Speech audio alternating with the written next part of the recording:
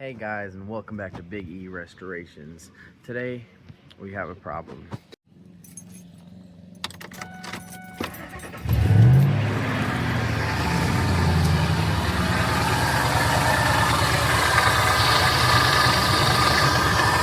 have our 99 F-150 here with the 4.6 liter, and we have a weird noise coming from the front. I'm trying to figure out what's going on. So looking at our engine here, what I think is going on is I think we have a loose pulley somewhere. I just replaced this alternator. It sounds like it's coming from down here somewhere. So it's either the AC bypass pulley, which I had installed, the tensioner, or could be our idler right here.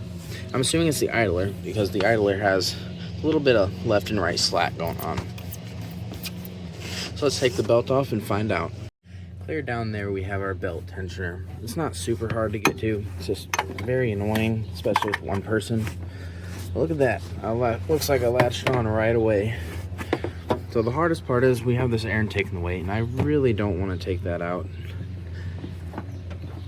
So we're going to grab an extension wrench.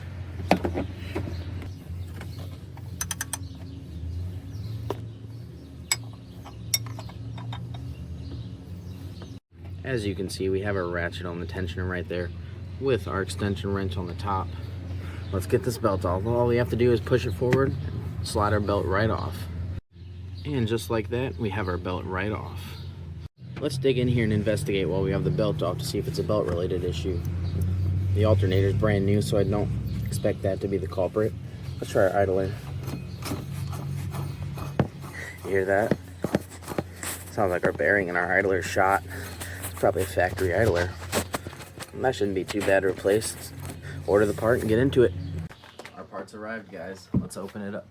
Here we have our Dorman 419605 idler pulley, the 99 F-150 5.4 and 4.6 liter. Let's go make sure this is the right part first by comparing it. Let's match them up. That looks like an identical part to me.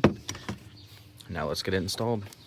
There's not much to getting this off. It's pretty simple. It's just the one bolt. There should be a washer in there. Holds everything together. The one problem I have with this truck is almost every bolt I've messed with on here has been horrendously stuck to the point where I had to use a torch or drill and tap it out. If this idler pulley doesn't come out smooth, we might have ourselves a world of hurt. Yeah, she's in there. I might have to pull out a torch for this one. Look at that, guys. A little bit of effort. Way more than the 20 foot-pounds recommended. Or she's just been in there so long she's seized. She should be loose now. We're just unthreading the bolt. Not a super long bolt. It's our bolt and washer right here, which looks like it could have been replaced at some point, actually. So this might not be a factory idler. Next, all we really do is just pull this idler off. I don't think it'd be seized or anything, but it just sits on a little groove in there. Pretty easy. Wiggle it back and forth like it's a stuck tire. Look at that, right off. The bearing definitely looks rusty. This idler's been on there a very long time. Made in Canada, which I believe is the plant this truck was made in.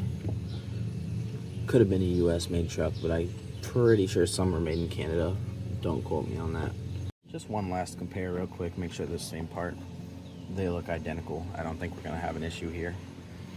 So there's our little groove that the idler sits onto.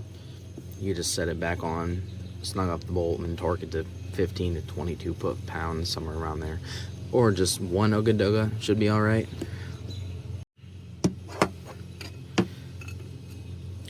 So once you have this down here, it's pretty easy to line back up.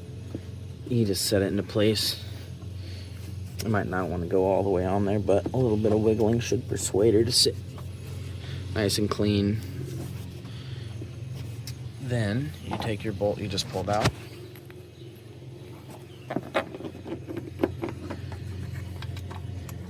toss it right through the center,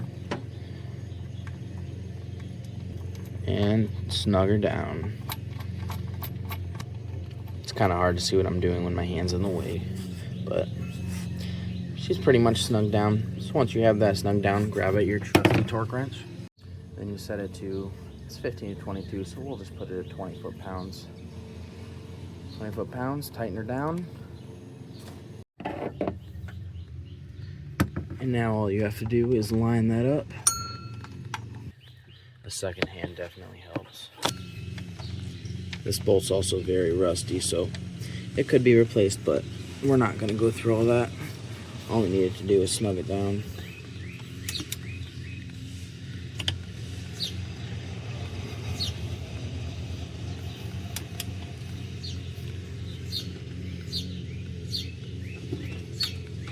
Click. Just make sure we hear that click again.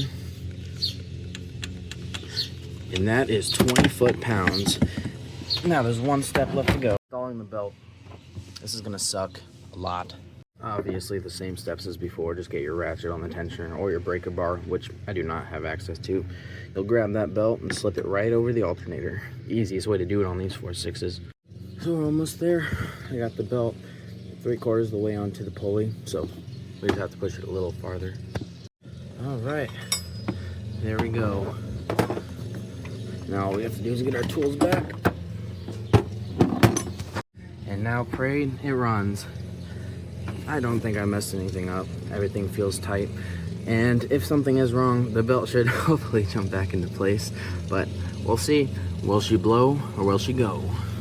Moment of truth.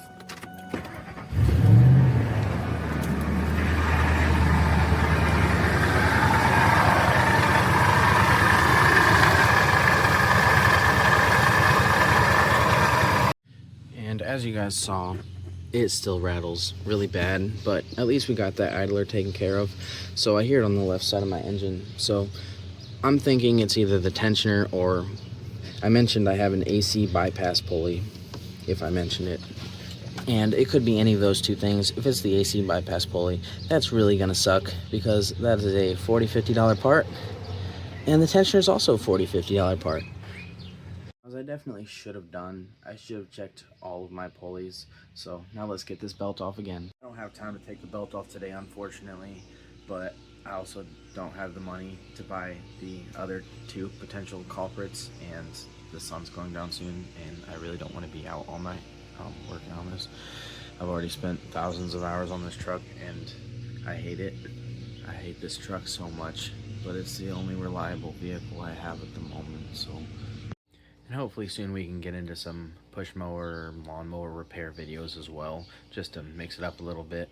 Hope you guys enjoyed the video. That's just a small taste of what's to come in the future. I still have my 67 Pontiac Catalina to get to, and Power Tour is coming up, so I'm very excited for that. I will be going.